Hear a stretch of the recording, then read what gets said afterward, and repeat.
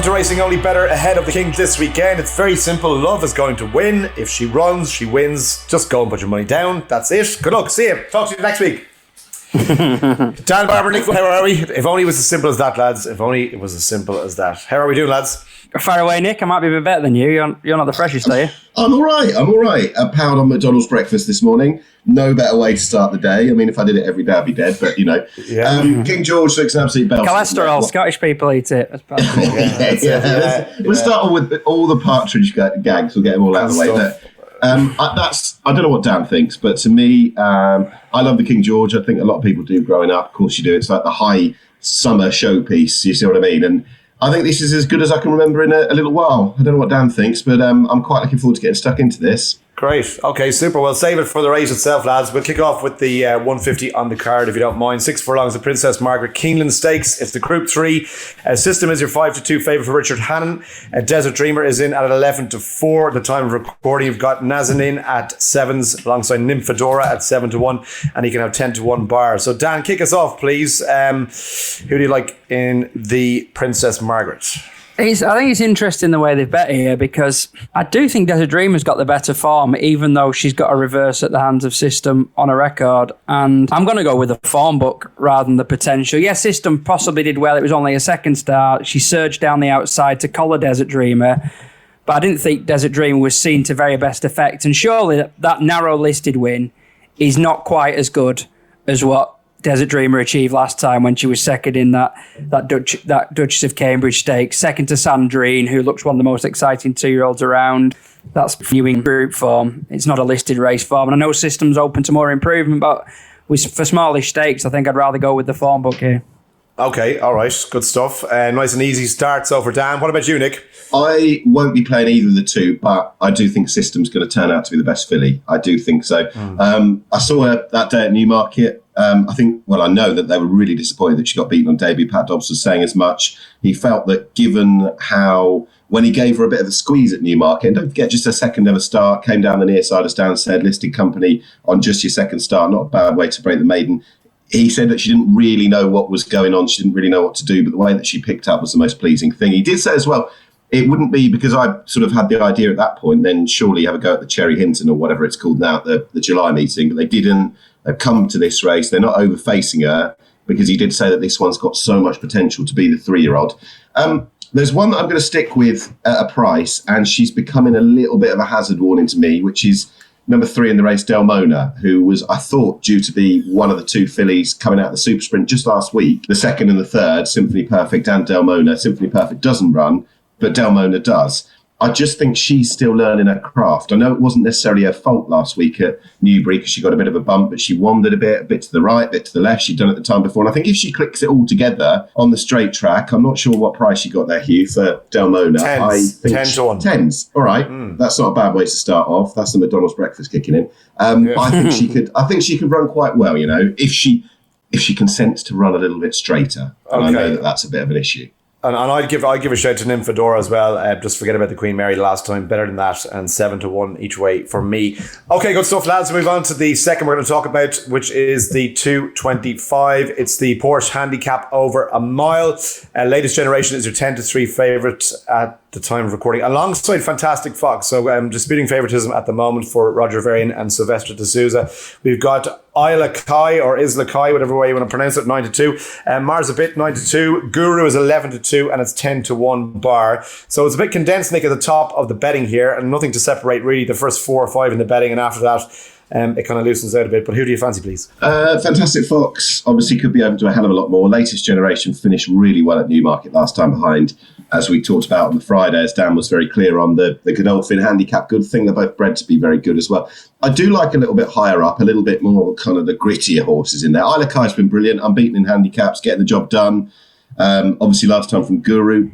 The one thing I'd say is I know that there's rain tomorrow, I think, or Saturday when we're talking, but you wouldn't anticipate that it's going to be getting really slow by any stretch of the imagination. And Isla Kai's been doing it on softer ground, up to a mark of 93. But then again, the horse is gritty, like really gritty, and hasn't looked back recently. Guru is obviously a pound better off. That was much more like it in the blinkers. And then I came to Marsabit, who I did see 11-2 around in a place, who's 3 from 4 this season, top of the ground suits. I do feel that there's probably still a bit more to come. Fantastic Fox, I think, is probably the one that's open to the most improvement. Again, I'll get down to thoughts on that. But if I was playing it, which I might I know there's only 7 in here, but if I'm going to have a few quid on it, I think it probably will be Marsabit, who just continues to progress through the ranks. And he's doing it a little bit more quietly, and that's kind of what attracts me. Great, 9-2. So at the time of recording, who is it for you, Dan? And we must have worked together too long, because I think Nick's basically joining the dots there as to where I'm going to be going, and it is Fantastic Fox. Because, I mean, it wasn't exactly a short queue, was it, for ordinary ride / forgettable ride / what on earth are you playing at rides at Royal Ascot? There were a fair few that had us scratching our heads, weren't they? I mean, it was that Lady Bowthorpe going straight down the middle like an arrow. But I didn't think SDS excelled on Fantastic Fox. The trip was a factor, of course, but he was stepping up to a mile and a quarter for the first time, facing softest ground she'd faced since debut. And he gunned her from the start. And I mean, I knew I'd done my money there and then, because I thought, there's no way he's going to sustain this. But just going back, there's that piece of form that I just can't get away from. 9 lengths clear of the 4th when Fantastic Fox was 3rd to Snow Lantern and Darab in that novice event at Newmarket. It's just an absolutely mustard piece of form, and for that reason, I think 9-4 is very generous. They came for her as well at Ascot. Why do I keep saying she? He was tight in the betting there. He's off the same mark. It's significantly less competitive than Ascot for obvious reasons. We've probably got a third of the field size for one thing. And I just think that the ride didn't see to best effect. I'm just hoping that SDS gets it right this time. I suspect what he'll do, I think he'll probably track Isla K this time rather than gunning this horse from the front. He looked very good at Hamilton as well. It was a soft race, but he won on the bridle pretty much. I'm sure, as he's bred to be, he's better than a mid-90s horse, and better chance to prove it here, away from bad ground and back at a mile. Okay, Fantastic Fox for Dan and Marsabit for Nick. Okay, lads, the 3 o'clock is the Moy and Shannon International Stakes, 7 furlongs. Betfair Sportsbook are paying 5 places on this, so you can have a good each way stab if you're so inclined and you fancy something. And the betting at the time of recording is Motokel at 9-2 for Richard Hannon, is your 9-2 favourite. And you've got Danya at 5-1, Matthew Flinders 13-2, Shine So Bright for Andrew Boulding at 10-1, Alderi 10-1, and you can have what you like really about the rest. So, right, Dan, kick us off here. It's a wide open race, 5 places on the sportsbook, so a nice each way bet if you're so inclined. Who are you fancying? If I was going for that realm, I'd be much missed TC. He was a Lord Rapscallion fan at Royal Ascot, and he ran really well to be placed. And he did hit the frame. I suspect he'll give another good account again, and he's copped one of the better draws in 18. But it's a peculiar race, this, because it is 9-2 actually short enough. Now, since hearing those prices, I have changed slightly. I was cold coming into this. I'm surprised there isn't more of a gap between Motokel and Danya, because I mean, Motokel put up it was basically a group performance, wasn't it? He won by 3.5 lengths in a Bunbury Cup. His record in big field handicaps includes 2 Bunbury Cups and a Buckingham Palace from about 4 goes in big field handicaps. This is exactly where he excels. That's why I'd be happy to ignore all the group defeats in between and listed defeats. He's got only the £3 penalty. I don't actually know what the BHA have done with him, but he'll be pushing 120, I'd suspect, on the back of that, what he actually did at Newmarket. And for that reason, I don't think Danya, who's also drawn on the other side, I mean, I think percentages this season, you want to be high more than low. I just think as a starting point, if you're going to pick one, I think you go high rather than low. And Motokel's got a potential draw advantage. And yeah, I'm just, to be honest, I'm a bit, I wouldn't have been surprised when you read those prices out, Hubert, if you'd have been saying 9-4 rather than 9-2. Okay, all right, very good. So that's a pretty strong shout from Dan. What about you, Nick? I mean, every time I oppose Motokel go and win, I think he's officially rated 118 now. He's got a monster rating. And it does make you think, when Glorious Journey beat him off levels at Newmarket, like, why don't a few more horses just have a go? I don't know whether physically they have to be a certain type to be able to, do that kind of thing in a big field, but big weights on the back kind of handicap. Listen, if he runs up to form, he's got a huge chance. I'm going to play 2. If that's all right. Okay. Certainly one at an each way price. One is Acquitted. I'm not sure what the price is for Hugo Palmer's horse, who went off favourite for the Victoria Cup earlier in the season. It was much more like it at Chelmsford next time in that lightning quick time. And I think coming back to the 7 furlongs, it wasn't a bad run to my mind at Sandown last time. Again, a strongly run 7 suits me, but I'm going to go my strongest play, number 7, Matthew Flinders. I like the horse anyway. At the time of talking, we've got a bloke in, I know we're talking about Friday morning and it could all change by this afternoon and it could all be red list stuff, but we've got a bloke on top who's had 8 winners since Tuesday, Oisin Murphy. We've got a man training the horse in Ed Walker, who 4 of his last 5 runners have won. Again, caveat, we're talking Friday morning, so if you listen to this and it's all exploded since, then so be it. But I like the horse anyway. That was more like it over 7 furlongs last time. A first crack at the trip, so he's unexposed at the distance. I think it'd be the kind of race which will play into his strengths. At the 7 furlongs at Chester last time in the listed race, I think a strong running 7 will really suit the horse. And again, caveat for the last time, but the trainer, the jockey, it couldn't be hotter at the moment. Okay, 13-2, Matthew Flinders, and acquitted 14s from 20, so a little bit of support for that each way. Okay, lads, the feature on the card is obviously the King George. It's Group 1, just under a mile and a half. Love is 11-8 at the time of recording, so she's drifting a little bit. I don't know what to read into that. Adair is 2-1, Lone Eagle 5s. You got Mishriff in there, Tony Calvin's old pal at 8-1, Wonderful Tonight 9s, and Broom is 25-1. I think Love wins this, lads. I honestly can't see her getting beaten if she goes and runs. So, I mean, Nick, can you make a case for anything else, or are you with the filly? I just want to celebrate, as I said, the race I think is brilliant. 11 Group 1s between them, and I know that the only non-Group 1 winner is Lone Eagle, and he went as close as you jolly well could do it at the Carrow last time. And actually, you could say 12, really, because Mishriff won the Saudi Cup. That's not Group 1. Listen, I think the more I dug into this yesterday when looking at her, it was 10 months off the track. And I know it played to be on the front end at Ascot on that occasion when she won the Prince of Wales, but that is a bloody long time off. She made her own running. She beat a very, very good filly in the form of Alderai, who I know was coming back. I would argue, though, that the trip is just going to be better on figures. Well, I know she won the Guineas by 4 lengths over a mile, but the most impressive signature performance was the Oaks over a mile 4. And I think on the figures that hat canter job she did in the Yorkshire Oaks as well, she won it on the bridle, basically. She's at her best, or she was at her best last year over a mile 4. I think they're expecting loads more to come from her. I don't want to hoggle this and get the thoughts of Dan, but I just wonder whether we might be able to go through a couple of these one by one, because it is one of those races that they sort of... It is one of those races that they sort of all really deserve a fair bit of scrutiny. I love the fact we finally got a proper Derby winner in the race. I don't mean, and I'm not slagging Anthony Van Dyke 2 years ago, but really and truly, he wasn't of the same league as a Golden Horn who got pulled in 2015. So you got to go all the way back to What about the one the year before? That one last year where everybody kept telling us that those 2 horses weren't absolutely flattered, and then you've got that. The winner's barely run a race since, and the runner-up, what's it called? Serpentine, is it? Serpentine. Yeah, Serpentine won it. What's the runner-up? I'm in the Beefer or something, who keeps getting beaten. Or on Naveen. Yeah, until it won the other week. Sorry for my plebby pronunciation. No, it's not, and he wants to go back to Workforce, and I know he got hammered by Harbinger, but I think it's nostalgia to see the Derby winner in the race. Adiyar, I think we should give William Burke a bit of credit as well for the Derby, by the way, because he was on the wrong horse, but time's told it wasn't a bad decision what Hurricane Lane's gone on to do in 2 Group 1s since then.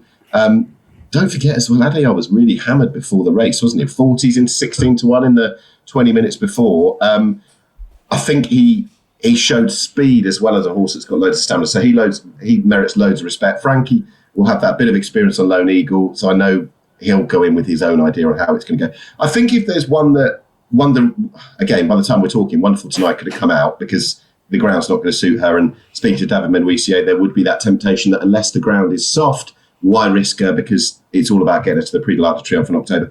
I think if there is an overpriced one, I think it's probably Mishriff, who back in the early months of this year, he's the best horse in the world at one point, wasn't he, pretty much? Because went and did what he did in Saudi, went back to England, came back to Dubai, and then beat 2 huge Japanese mares who have both gone back to the Far East and won Group 1 since in the Shima Classic. Unexposed at the distance still. Yes, he could do with settling a bit better. Maybe it was a bit flat in the Coral Eclipse, but I think there's around 8 or 9-1, and I just think I'm going to sit back and watch it. Don't get me wrong, that's what I'm going to be doing with the race. I'm not going to start going on, having whatever on this and that and the other. I think if there's one that I had to have a bet on at the price at the moment, it'd probably be Mishriff. Okay, all right, interesting. Dan, what about you? I've come round to the same way. I know you love this girl more than you. Yeah. Any female relatives you've ever had. Yes. Hubert loved. Correct. She looks a bit under. She's basically beaten females until she ran on a reappearance, and It was a bit of a scramble. I do appreciate, and I agree completely, that 1.5 miles is more a trip than 1.25 miles. But on that bear form, I think she's going to have to step up on it. Maybe she will. It was a hard enough race first time out. You could say the same about Mishriff. He had a layoff of 3 months and then he got tired in the Eclipse. But I think at the prices, Mishriff is the way to go here. First off, my thought is, Frankie's on a front runner, 6-runner field. He's going to be able to get away here and control it, and he might just nick it this time, but Broome won't be allowing any of that. I don't think Love will be too far away, so I don't think it will be the solo that Lone Eagle got at the Curragh, so I think he might be left vulnerable. They may even go a bit too hard, and I think Mishriff will be played later. And to be fair to him, I know he ended up fading out of the Eclipse, but he did absolutely tank through that race. He was too keen. He did. He got there looking a threat and going past the long-time leader, a furlong and a half out, say, and he was only in front briefly because St. Mark's Basilica surged past him and did him for speed and did him for fitness and readiness as much as anything. But the noises were that Mishriff wasn't 100% that day, and now we're getting, 8-1 about him, a horse who Nick's just said was the best horse in the world not long ago, and now we're getting nearly twice the price of Lone Eagle, who won't get the same sort of setup as he got. I just think she's a bit unders the filly, much so I like her. I do think this is her biggest test yet, and yet she's being priced up as if she's already passed tests like this, and I'm not sure she has. Okay, interesting. Lads. Sorry, you. Sorry. Yeah, sorry, you. It's a bit of a damper on the... Listen, just make it all the sweeter when she goes. Like being told that your kid's school report is really bad. Isn't it? Exactly. Yeah. I'm afraid she's a duffer. Listen, we'll wait. Look, it's all about opinions, lads, and it'll just make my victory dance all the sweeter tomorrow when she beats me by about 5 lengths. Right, we'll move on to York. We have 3 races to talk about in York. The 205 is the Sky Bet Jump Jockeys Nunthorpe Handicap Stakes. So Professional jump jockeys involved. 5 furlong sprint. You don't see this too often, so it should be a bit of crack. Ginger Jam, the wonderfully named Ginger Jam, is disputing favouritism with James Watt at the moment. So you've got Brian Hughes and Brian Frost in the saddle, respectively, for those two. Got Midwinster at 13-2, Soul Seeker for David O'Mara and Tom Scudamore 13-2. They got Sean Bowen on Dark Shot 15-2, and it's 9-1 bar. Right, Dan, who do you like of the jump jockeys in the 5 furlong sprint? Yeah, I do like this novelty race. It's a bit of fun. Although I do prefer the one they used to run. They had one at Haydock. It was for flat jockeys over hurdles. I remember Darley riding a horse called Calatagan for the late Malcolm Jefferson. And I swear he was hanging on for grim life about a furlong before the third last. I've never seen anything like it. I think he basically admitted himself he just wanted to get round. That was amusing. But this will be completely different. I mean, these lads are used to riding slow boats over 3 miles. They're now going 5. The race has been run 3 times before, and Paul Meadsley has won 2 of those. Clearly, he's targeting it again. He's got a handful of the 12 that go to post. And I do prefer, I've no idea what Jonathan England will be like in a flat race. I like him over jumps, but I suspect he's never even ridden in one. But I'm going with Nibras again, just on the basis that in an open race, he struck me lately as a horse that's ready to win. There was a strong finish at Nottingham into a collapsing pace where Ebar Gun went very hard. And then he was just touched off at Newmarket last time, again doing his best work at the finish. He's edged up £2, but the mark is still fair and old form. And as usual at York, there's a good old amount of pace here. I don't believe for a second they'll ride Sun and Sani like they did last time. They tried to hold him up. He pulled way too hard. I'm sure they'll just let the elastic band go with him. Dark Shot, Ebar Gum, Get Boosting, Midwinster, all pacey horses. Soul Seeker the same, who like to go forward. And I'm going for a horse that might sit midfield or further back and have a bit of a finish. And for that reason, I'll be playing him 3 places. Win and place on the exchange or each way on the sportsbook. Lovely stuff. Nick, who have you come down on? Yeah, I love it. It's a bit like 2 worlds colliding, isn't it? Seeing Daryl Jacob riding for Paul Midgley, but I think that's just a little bit of it. It's a bit of fun, isn't it? Yeah, and as Dan said, look, Paul Midgley in the infancy of this race has done well in it. And he's got pretty much half the entries of the 12 or the declared. He's got 5. I think I would be coming down on the top one, actually. The mare Midwinster, one of the Paul Midgley runner, Sam Twiston Davis aboard. Yeah, he's won 2 of the 3. He's flooded the entries. It might be that off 86 she hasn't got that much change, but we'll see. I thought the runner Air in the listed race with Look Busy, Keep Busy, Damn Off, One Off, which can't be, I think it's Keep Busy, isn't it? I thought. Do you know what? Just as an aside, there was one of the latest foals of Keep Busy made its debut in a bumper the other day in Ireland, and was tailed off after about 5 furlongs. Was it? Unbelievable. Yeah, what has gone on there? I don't know. Out of Luck Busy, yeah. It made its debut in an Irish bumper and was absolutely TO. Just have a look at that. Anyway, going off, 100 lengths, that was beaten at 2020. I'll go with Midwinster. And if I was having a little play at a bigger price, it would get boosting. It's not obviously the race that York's captured my imagination necessarily for, but it's a bit of fun. I'm interested in the race. It's which one of the five. And Midwinster's the one of the five for me. Okay, good stuff. And get boosting 10-1 at the time of recording. The 240 lads is the Sky Bet Dash Handicap Stakes, 6 furlongs, Class 2. And Mondamej, our old pal, is in here at 4-1. Golden Apollo 6-1. Streamline 7s. Flying Pursuit 7-1. Kev, I'm sure even he's fallen off a cliff with this horse several times, including when it didn't break at all at the Curragh the last weekend on Oaks Day. Gulliver at 10-1. So I have to give, in Kev's absence, when still on his holidays, I have to give him an honourable mention. I would say Kev would probably still be going with him. But who have you to come down on here, Nick, in the 6 furlong handicap, please? Yeah, I love these. I really do. I know that, it's a case of they all meet up again and do the same thing on different terms each and every time we've got a York fixture. There are some of the old favourites in here, Mondamej, and I know that Dan will be giving him a good word, so I won't mention him, but Flying Pursuit's won the race twice. He's in there. Musica last year's winner in there. I'm going to back 2, and it's not just to cozy up to Kev, but I will be having a few quid on George Bowen. He hasn't got... Look, everyone remembers that one signature performance at York. The cold hard facts are the horse has won one of his 16 races here. I do think, though, the way that the race could set up with the situation at the stalls around him, I think he could finish with purpose. But I know that we've got Gio Giobbo, who is extremely, extremely in form.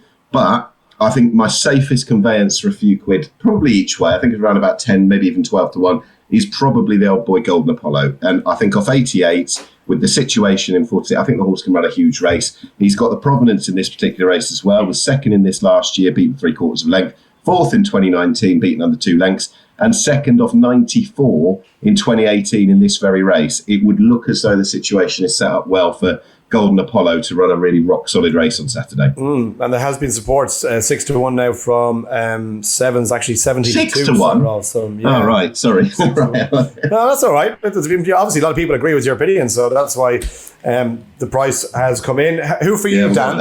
I'm going right at the other end. I'm amazed this horse is the price it is. Maybe I'm just completely bang wrong. Great use of provenance, by the way, there, Nick. Enjoyed that. Not heard that since Hugh Fernley-Whittingstall mentioned it in about 1995. I'm with Lahore at the top. I mean, I can't believe he's 33. This is an animal who won a similar race over 5 at the track last season in really good style, came from off the pace, cut through late, won decisively. He's had 2 starts back. Take that as a positive or a negative. Maybe he's had an issue or 2. You could say, though, well, he's fresher than most of these. A lot of these sprinters have had plenty of racing already this campaign. So he's had only the 2 runs. The first one wasn't much cop at all. He's then gone off 50s for that winter power race. No chance with that little speedball of Tim Easterby's. But he does do some good late work. He passes a couple late in the piece, finishes 6th. His handicap mark has slid down to 100. So he's now a pound below the day from that he won at York at the track. 6 furlongs, I think, is fine for him. The way he finished that day suggests it is. Billy Garrett is claiming 3 for the first time, so that eases the burden further still. I'm just very surprised that he's the price he is. I just could not make him the rag of the field. I really couldn't. I mean, he's got form not too long ago at this track that would have him bang there in this race.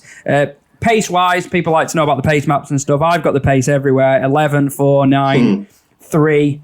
I mean, it's a fairly even spread, I'd say. If anything, it might favour the low side, and Lahore's in 6 and Gulliver's in 1, so Kevin be hoping. Actually, you mentioned Mondamej. I don't think this is the time to be with him at all, really. I thought the angle last time was he's a perfect horse for 5 furlongs at Ascot. He's been beaten several times at York this year. He's now off a career high mark of 91. He's got to do it over an extra furlong, and he's not at the track that I thought would suit him even better than York does. So no, I'd be definitely against him as favourite. Out of the park, Lahore for me. Good stuff. 33-1. Nice price. Right, the last one, lads, we're going to talk about is the 3:15, the Sky Bet York Stakes. It's Group 2, 1.25 miles, just over that. Mohaffet is your 11-10 short price favourite.